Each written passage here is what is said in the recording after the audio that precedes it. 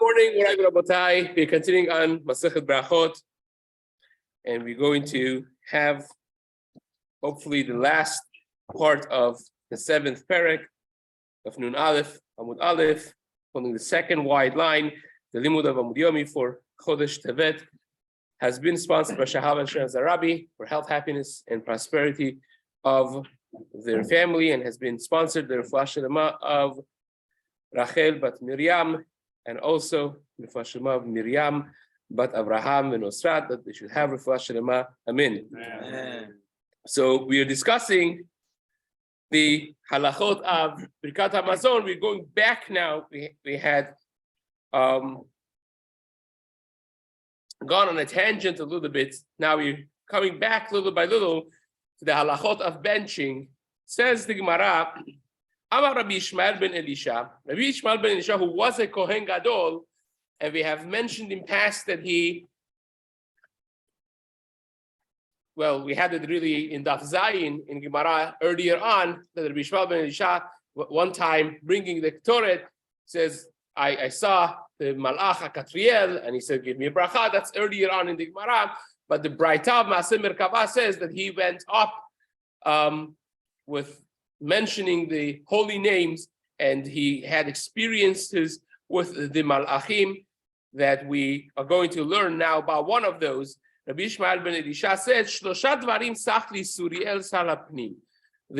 One of the highest levels of the Malachim that exists, that gets to directly connect with HaKadosh Baruch Hu, whatever that means exactly in the world and terminologies of Malachim, is Malach Suriel. So it says three things the Malach Suriel mentioned to me. One is Al Titol Chalukcha Shacharit Miyad Shamash V'Tilvash. Now, the preface to this is there are certain things that are logical discourse of things that happen in this world, and there are things that are not logical discourse. They're more of a spiritual reality. We have them in Gemara in Huli and Daf Kuvhei, that Abaye and Rava say, I thought like this, but then I realized this like this. There are rules and regulations of the spiritual reality of the world, and these are not necessarily logical discourses of things. These are things that he told him, when you try to understand it, you will have to probably have a session with Suriel Sarapnim to understand why these are, but these are three things that he mentioned, and again, he loops back to what we learned the previous shiur about the anigron and the asparagus, the kos shel yayin, the shake that had alcoholic beverage inside. That's why the Gemara is bringing this piece of information from Rabbi Ishmael ben Elisha. So three things the Suriel Sarapnim taught me. Al titon chalukcha shacharit miat hashamash. Do not accept your garments, your clothing, from your shamash, from your helper, the servant, the tilbash, and wear it. You should take it yourself, not take it from the shamash. And do not let somebody do netilat yadayim for you if he himself has not done netilat yadayim. Ve'al tachazir kos aspargus ela lemishin etanolech. And do not return the cup of aspargus, this drink that we spoke about yesterday, but to the person that gave it to you. This was one of the items that we learned yesterday, that when you accept the cup of aspargus, you give it back to the same person that you accepted it from. So this is the third thing that Suriel taught Rabbi Ishmael ben Elisha, and he says, "Mipene shetichsafit ve'amri la istalganit shel malachei chavala." These are groups of the first one. Chsafit is the group of shedim, or malachei chavala. So either malachim or shedim. Mesapin lo le'adam ve'omrim. They wait and they say, "Mata yavo adam lidei had me'divarim halalu." When would it be that someone would do one of these three things, ve'ilaket, and he will be trapped? Because we would now have power over him. We now could have control over him. Amar Rabbi Yeshua ben Levi. Now Rabbi Yeshua ben Levi is another person that the Gemara in Ketubot says that he had actually a good relationship with Malach HaMavet to the degree that he used that to enter alive. One of the 10 people who entered Gan Eden alive was Rabbi Yisha ben Levi. All stories mentioned there. So he has something to teach you from Malach HaMavet. Rabbi Yisha ben Levi, Shlosha Dvarim Sachli Malach HaMavet. 3 things Malach HaMavet taught me. A, Al Titol Chalukcha Shacharit Miyat HaShamash. The same thing as Suriel said. And the second one, do not take water except to be washed nitlat yadayim from someone that has not done nitlat yadayim. Also, same thing as Suriel. The third one is different.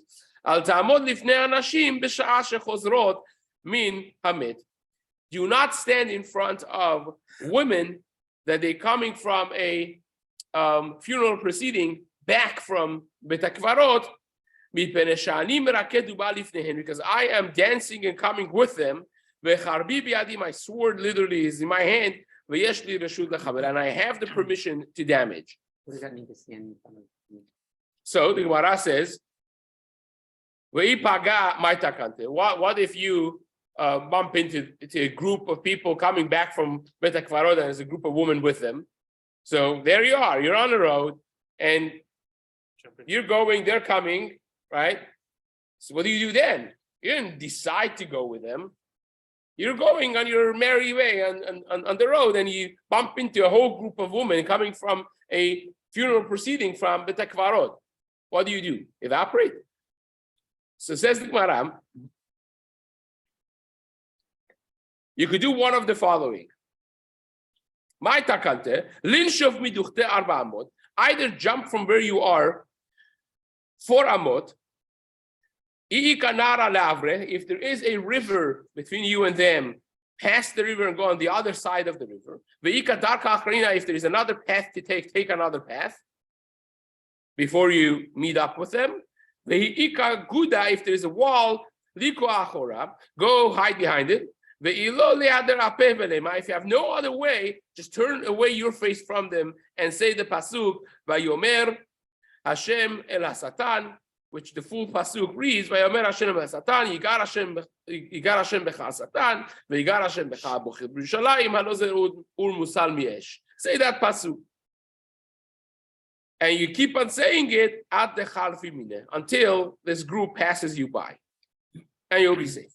Now this, Kabbalistically speaking, also Reb Chaim Kanievsky used to tell people this. One of my friends is a Kohen, and when they visited Eretz Yisrael as a couple for the first time, his wife was expecting, so he wanted to know if they could go to Kivrei Tzadikim, to the Bet HaKvarot, because the wife go to the Bet HaKvarot. He's a Kohen, he's not going to go, right? But the wife is pregnant, so maybe she's having a baby boy. They didn't know, but it's mutar to go with a baby that may be a boy, end up being a girl actually. But it's mutar to go with a pregnant woman that may be carrying a baby boy kohen to Bet HaKvarot. Right? That was the question he asked. Now this is actually a question that the Achronim have spoken a lot about, tahara belua and so on. But especially if you don't know, then you have a suffix fika and so forth. But Reb Chaim flat out told him, Nashim enan olchot lebet hakvarot. Women should not go to Bet HaKvarot. Why? It's because based on Zohar, and it's based on really this concept that they are more susceptible to the kochot hatum'ah that could be there, and hence the not prohibition, but the sensitivity for them to be more careful in. So says the Gemara, Amar Rabbi Zera, Amar Rabbi Abahu, V'hamidav matnita tana. Rabbi Zera said in the name of Rabbi Abahu, and there are those who say it's in the Braita actually. Asara dvarim nemru bekos shel bracha. The 10 things that have been said, now back to halachot of Birkat Hamazon, 10 things that have been said about kos shel bracha, the cup of wine that you say Birkat Hamazon. So what are the 10? Ta'un hadacha v'shtifa. It needs washing and rinsing. which we're going to discuss what each one is. It needs to be chai. That means when you put it in the cup, you put it not diluted and then you dilute it, right? So you pour it fresh and strong in the cup and then you dilute it. Umale has to be filled, not a half a cup, it has to be a full cup. It needs itur. It needs crowning, which we're going to speak what that means. It needs ituf. That means you cover your head, which also we're going to discuss. You need it notlo b'shtei yadav. You take it with both hands. Venotno beyamin, and then you give it to your right hand. Umakbiho min hakarka tefach. You elevate it. You pick it up from the ground at least a tefach. Venoten einav bo, and you keep your eye on it when you say the bracha. Veyesh omrim, and there are those who say an 11th item of af mishagro b'matana le'anshe beto. You afterwards, after you're done, you send it to your wife that she should also be blessed. It's an inyan of Priya V'Rivya. It will be blessed to have children and so on. Rabbi, is this for Kiddush? This is for Birkat Hamazon. Many nowadays do not do this because, again, the wine was expensive, and so someone saw the cup of Kiddush of the Chafetz Chaim. The cup that he actually used for his own Kiddush. Now, if you study the Mishnah Berurah in the Chod Kiddush, there's different shiurim of how much minimum wine you have to have, what the capacity. And he was so shocked to see that the cup of Chafetz Chaim was like a tiny little cup that has the minimum of any shita that you would need for a cup of wine.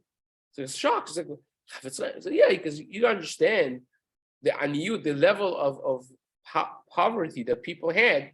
They didn't have wine like, you go to the supermarket and you just pick up a cup of, a bottle of wine. It was not found easily. It was expensive. People didn't have money, and so on and so forth. But nevertheless, one of the things that used to be, and nowadays is not necessarily, and it's not just because wine was expensive. There are other reasons also why nowadays people do not necessarily say Birkat Hamazon or Zimun on a cup of wine, but that is a mitzvah bin hamufchar even nowadays.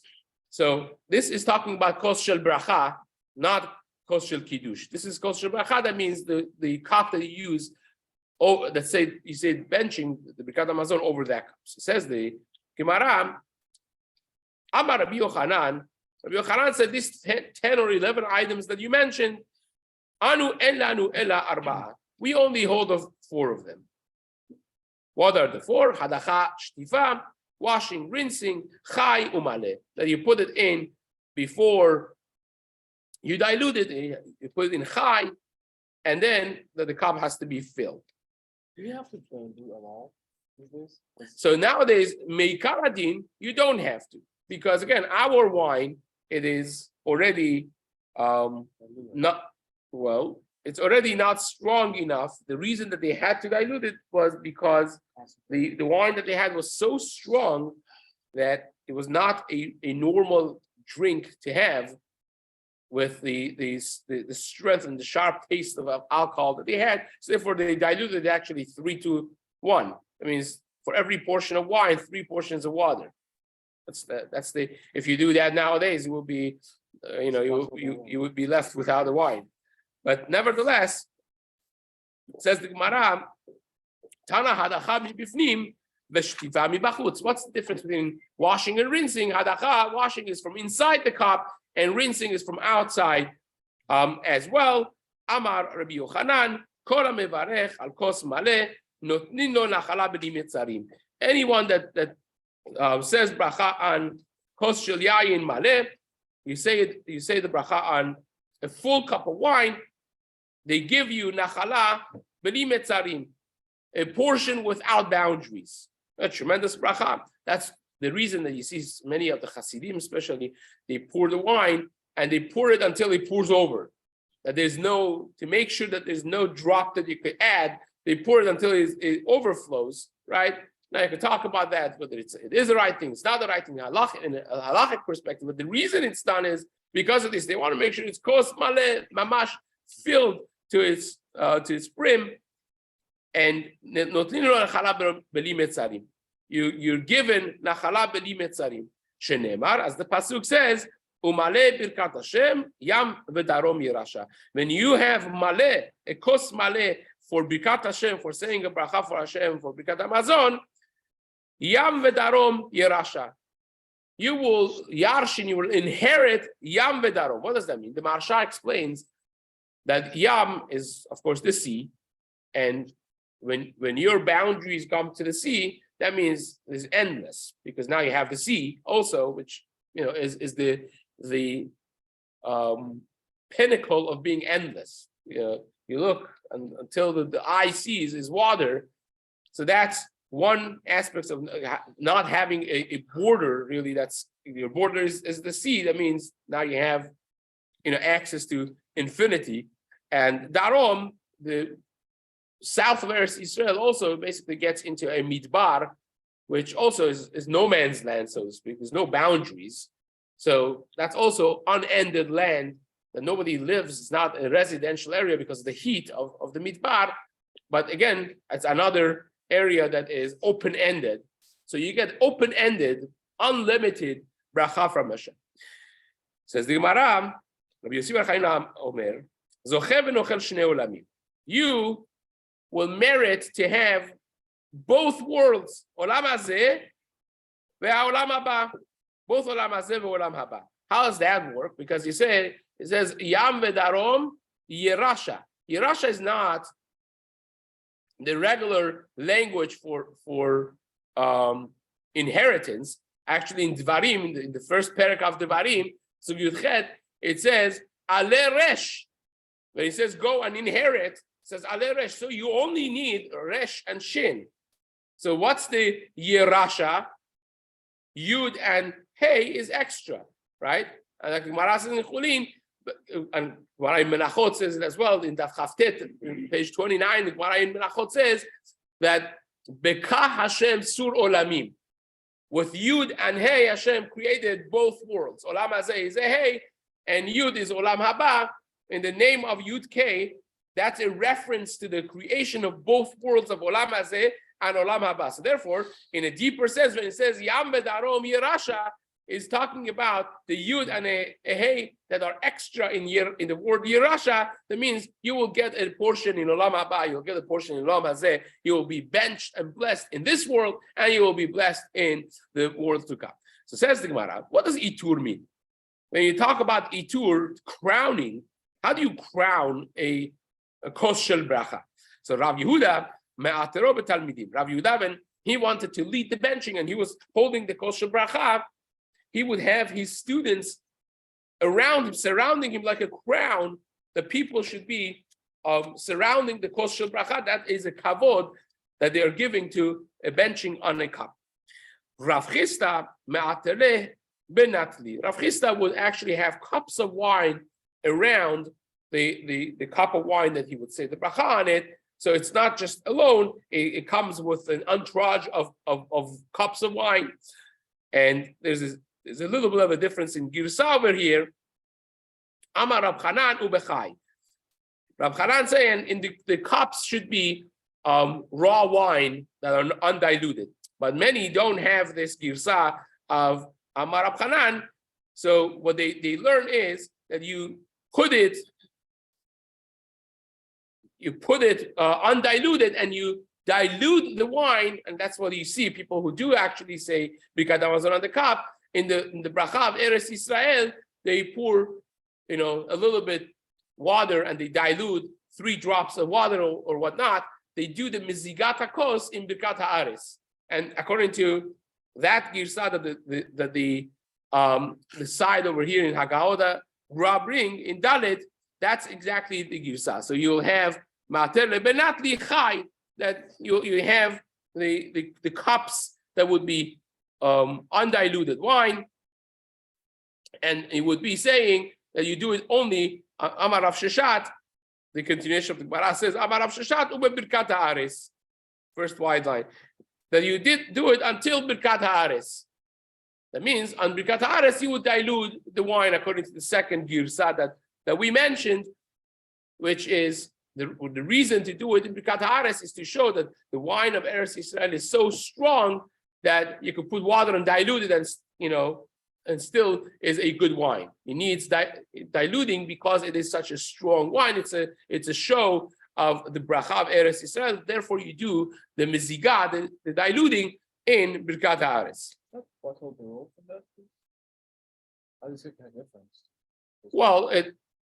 Well, that's a different sugya of what is considered batel. If you have 1/6, that's wine in a strong wine, still would be considered, and up until 1/6, it will be considered wine. And again, this becomes a machloket between Maran Bet Yosef and the Ramah, that according to Maran, you would need, simple understanding of the Maran, you would need 50%, 51%, the majority wine.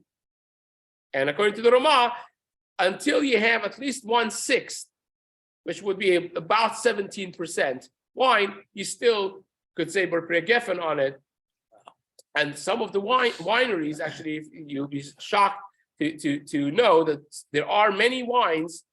Actually, I should say there were many wines. Now, we live in a much richer world, so most of the wines, they have more than 50%. But there used to be a time, and there is still some brands that their actual wine content is less than 20% or about 20%, and it still tastes good, however they make it. But those wines, according to Chacham Ovadia, the bracha is shakol because of what you mentioned, because of Batel Berov.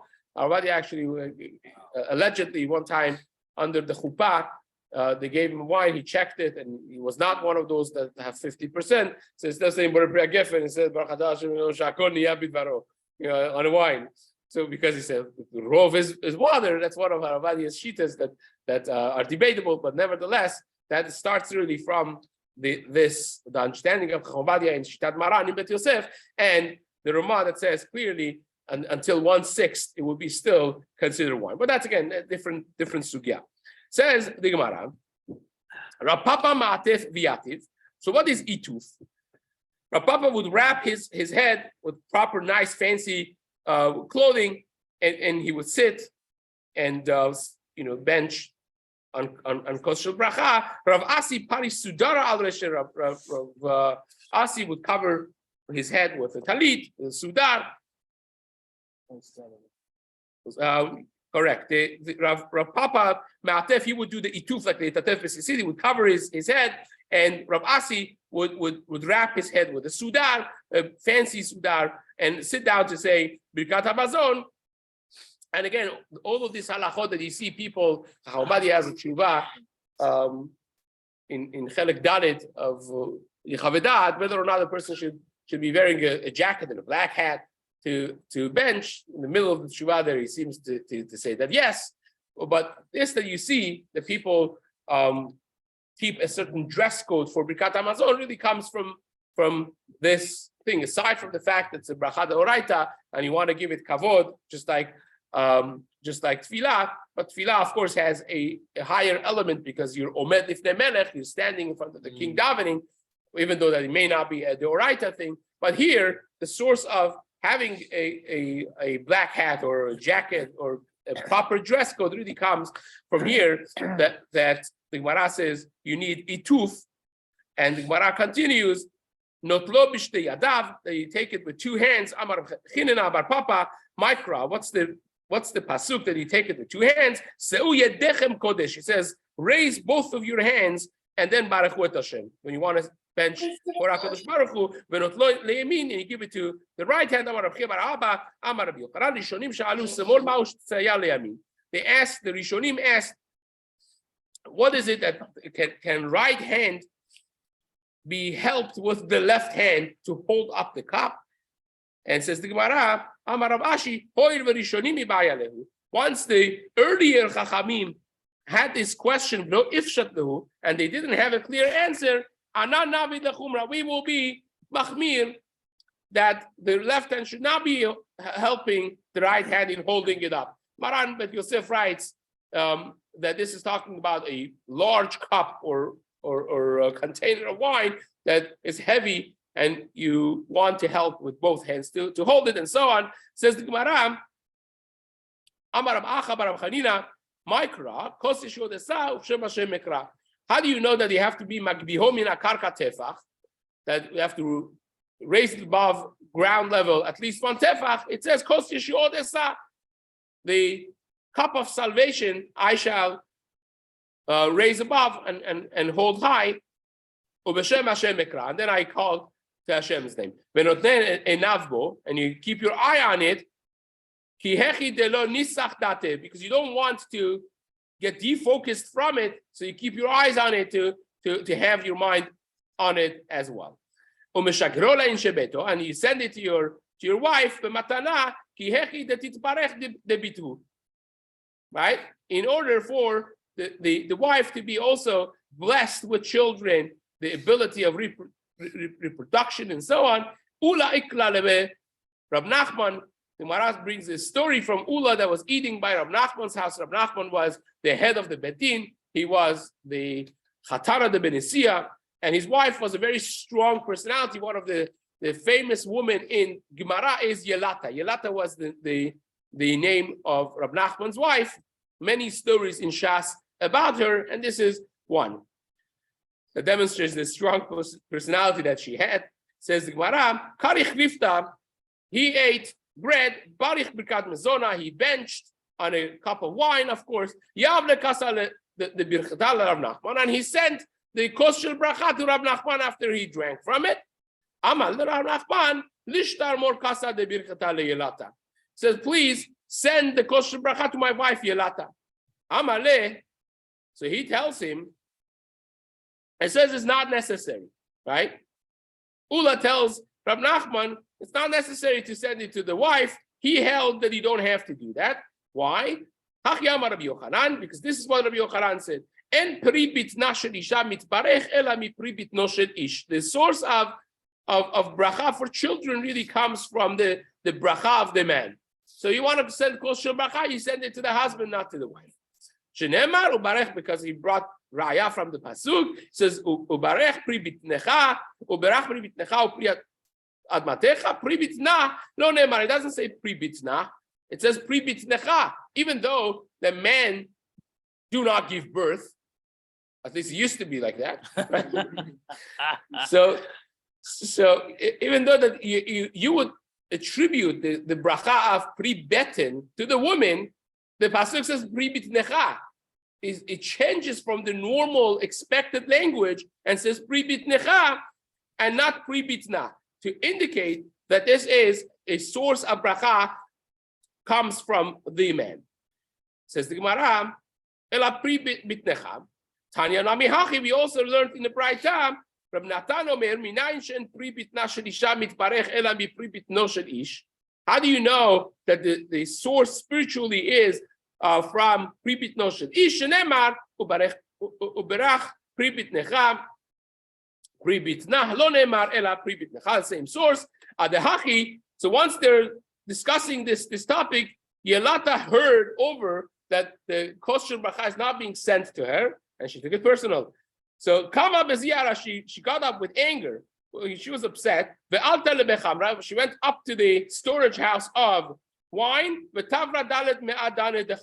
and she broke 400 barrels of wine. Right? Now the Benayahu, so the Sefer Ben Ishchai and Shas says it can't be like that, because the Gemara says if you get angry and you break things in your anger, you're doing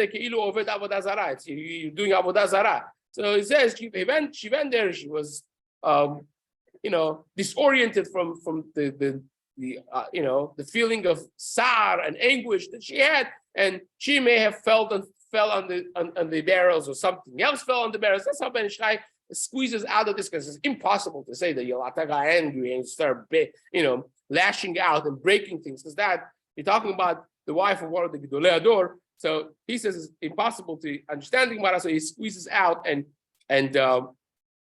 says a creative shot in the Gemara. Says the Gemara Amar Rahman Nishtar Lahmar Pasa Acharina. Send him another one.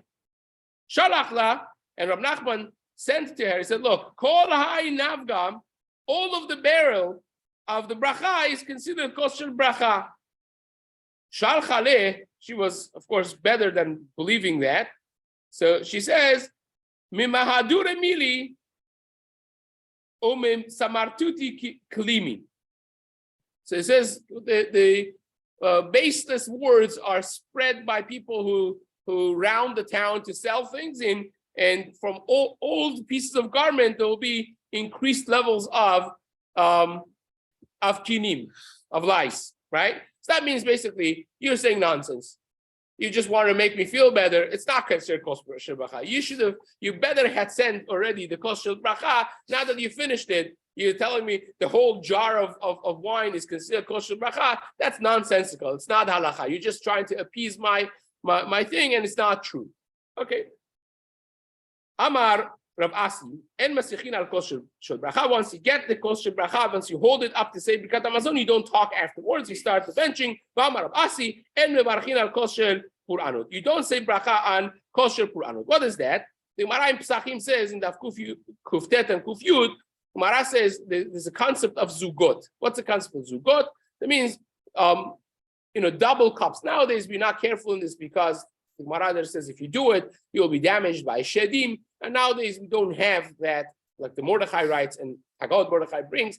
The whole power of shedim in this generation is much less, and so on. A fascinating topic for itself, not for now, but nevertheless, one of the things that they were careful was not to have two cups, the number 2 or 4 or 6, to have even numbers. So says the Gemara, my kosher puranut, Amar Rav Nachman bar Yitzchak kos sheni, the second cup. That means you don't want to say Birkat Hamazon if that cup of Birkat Hamazon that you're saying the cup of wine that you're saying Birkat Hamazon on is your second cup that you're having.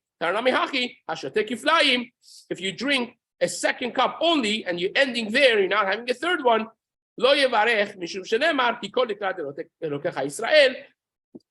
That you have to be with properness in front of Hashem, and if you're saying a kosher bracha on a second cup, that is not considered a tikkun because you're susceptible now to damage from shedim. Therefore, you don't say Birkat Hamazon on the second cup. If you walk and you're eating, then you can't walk and say Birkat Hamazon. You at least have to do one level better. That means if you eat sandwich as you're walking, you should stand when you bench. You can't walk and bench. And if you're standing and eating, then then you sit down and you bench. If you are leaning and eating, like people used to do, then you don't bench leaning because that's not kavod. You sit properly and you bench. What's the halacha? The halacha is none of these. Well, not none of this.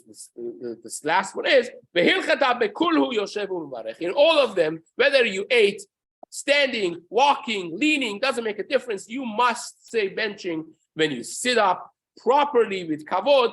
Again, to demonstrate kavod of HaKadosh Baruch Hu in this bracha d'oraita. Hadran alach shlosha she'achlu, and Bezrat Hashem will continue on the 8th parak in the days to come.